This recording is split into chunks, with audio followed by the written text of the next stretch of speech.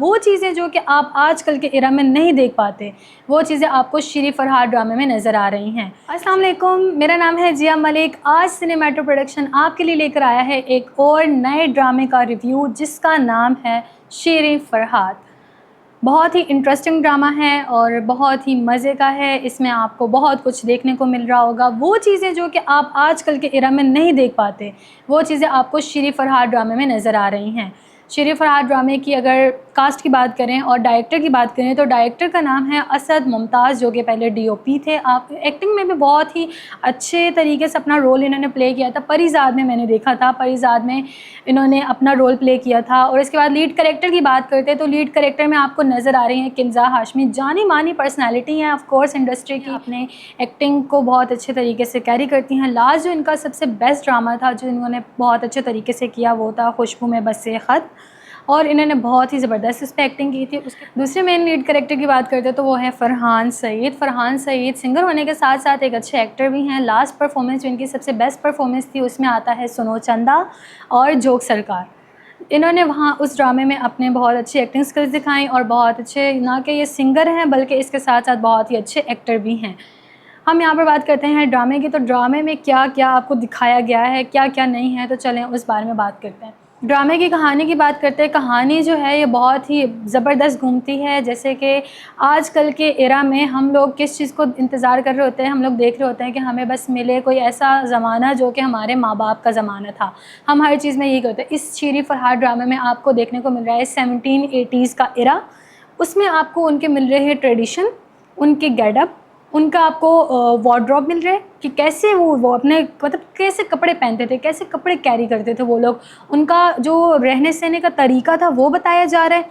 इसके अलावा इंडस्ट्री की बात जहाँ पे आप देखना इस ड्रामे में आपको देखने को मिलेगा इंडस्ट्री यानी कि लाहौर। पहले जैसे कि हम सब जानते हैं कि इंडस्ट्री जो थी ये पूरा फिल्म इंडस्ट्री, ड्रामा इंडस्ट्री सारी लाहौर में थी, लेकिन लाहौर में कुछ ऐसे वाक़यात हुए जिसकी वजह से सारी शिफ्टिंग हो गई कराची में। तो लाहौर का उन्होंने पूरा मेंशन किया हुआ इस चीज़ को कि लाहौर में किस तरह इंडस्ट्री को क्या कुछ फेस करना पड़ता था और क्या। इसके बाद यहाँ पर हम बात करते हैं कि एम्बिशियस। इस ड्रामे में आपको एम्बिशियस बहुत नज़र आ रहे होंगे, इतने एम्बिशियस आपको नज़र आ रहे होंगे कि आपने देखा होगा कि फरहाद जो इस कैरेक्टर में फरहान है हमारे, अपने एम्स को लेकर, अपने गोल्स को लेकर, अपने करियर को लेकर इतना कोई उसमें जुनून है, इतना कोई जज्बा है कि वो एक दिन ख़त लिखकर पहले तो वो अपने अब्बा के साथ कह रहे होते हैं कि मुझे आपकी इजाज़त चाहिए, आपकी परमिशन चाहिए, यानी कि वो ट्रेडिशन को भी फॉलो कर रहे हैं यहाँ पे कि मुझे आपकी परमिशन चाहिए, और वो इस बात को भी आगे से रख रहे हैं कि मेरा दिल ये है, मैं ये चाहता हूँ। दूसरी बात आपको यहाँ पे नज़र आ रही होगी कि उनका एक दोस्त है, वो दोस्त जो कि उनको बहुत अच्छे तरीके से सपोर्ट कर रहा होता है, बहुत अच्छे तरीके से गाइड कर रहा होता है।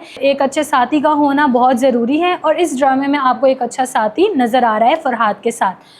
अच्छा, देन इसके बाद वो ख़त लिख कर चले जाते हैं। ख़त लिखने के बाद वो वहाँ पर उनको बहुत कुछ फेस करना पड़ता है। वो श्री के जो वालिद हैं वो पूरी इंडस्ट्री के जाने माने आपको नज़र आएंगे, जाने माने टेलर मास्टर हैं जो कि सारे एक्टर और एक्ट्रेस के वार्डरोब को मैनेज करते हैं, और वो चाहते हैं कि उनकी बेटी जो है श्री वो भी फिल्म इंडस्ट्री में मशहूर अदाकार बने। लेकिन यहाँ पर आपको उनके एक ताया भी नज़र आएंगे। ताया के जो ख़यालात हैं वो बिल्कुल फरहाद के वालिद के जैसे हैं कि मतलब ये जो काम है एक्टिंग का, जिसको हम आज एक्टिंग कह रहे हैं, वो कहते हैं कि मिरासी, जैसे फरहाद के वालिद ने कहा था ये मिरासियों वाला काम है, मिरासियों वाले शौक़ है तुम्हारे। इसी तरह यहाँ पर जो श्री के ताया अबू हैं वो भी यही कह रहे हैं कि ये मिरासियों का काम है, और वो यहाँ पर इस बात को नागुज़ेर कर रहे होते हैं। वो इस बात से एग्री नहीं होते अपने भाई से, और इसके बीच में उन दोनों भाइयों में बहुत तनाव पैदा होता है।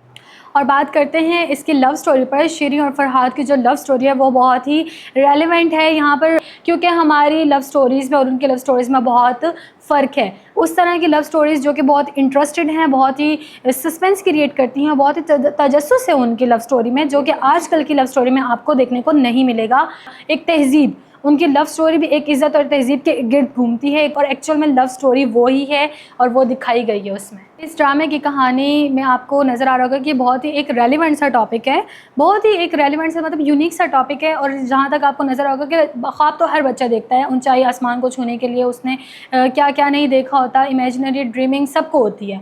और कुछ बच्चे जो कि एक्टर बनना चाहते हैं, राइटर बनना चाहते हैं, डायरेक्टर बनना चाहते हैं, लेकिन वो सोसाइटी की वजह से और उनको कुछ क्राइसिस मतलब ऐसी कुछ सिचुएशंस होती हैं जो उनको फेस करनी पड़ती हैं, ऐसी प्रॉब्लम्स उनको फेस करनी पड़ती है जिसकी वजह से वो ये स्टेप नहीं ले पाते। यहाँ पर जैसे फरहाद ख़त लेकर आते हैं ड्रामे में, आपको नज़र आएगा कि एक सीन में ये ख़त लेकर आते हैं और कहते हैं कि मुझे मास्टर से मिलना है, मास्टर टेलर मास्टर से मिलना है। तो वो कहते हैं कि ये जो पर्ची तुम लेकर आए हो, ये पर्ची तुम्हारे पास एक है, लेकिन ये जो ऑडिशन के लिए खड़े इनके पास 10-10 है। अगर इस पर्ची से कुछ होता तो यहाँ पर ये ऑडिशन की लाइन ना लगी होती। और एक्चुअल दैट्स थिंग। और यहाँ पर आपको सुल्तान डायरेक्टर इस ड्रामे में नज़र आ रहे होंगे कि जो डायरेक्टर का रोल प्ले कर रहे हैं उनका नाम है सुल्तान, और जो उनके एसोसिएट हैं उनका नाम है गोल्डन समथिंग उनका नाम है।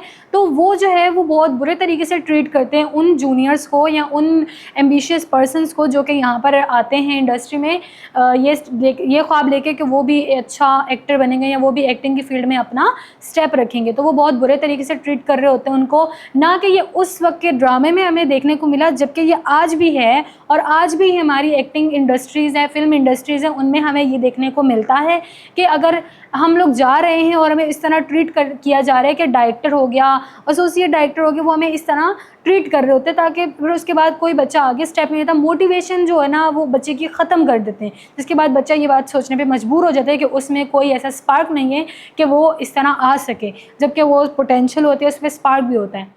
सो ये था हमारा छोटा सा रिव्यू अबाउट शीरी फरहाद ड्रामे का। शीरी फरहाद ड्रामे में हमने आपको सब कुछ बताया है कि एक एम्बिशियस पर्सन जो कि डायरेक्टर बनना चाहता है, जो कि एक्टर बनना चाहता है या फिर वो राइटर बनना चाहता है, तो वो क्या क्या फेस करें उसको यहाँ पर सब कुछ देखने को मिल जाएगा। और मैं रेकमेंड करूँगी आप लोग को, रेफ़र करूँगी कि आप लोग ये ड्रामा देखें, ये बहुत ही अच्छा है। आप लोग को बहुत नॉलेज मिलेगी और बहुत कुछ ऐसा कुछ देखने को मिलेगा जो कि आप नहीं देख रहे हैं या फिर आप इस चीज़ से लाइल्म हैं।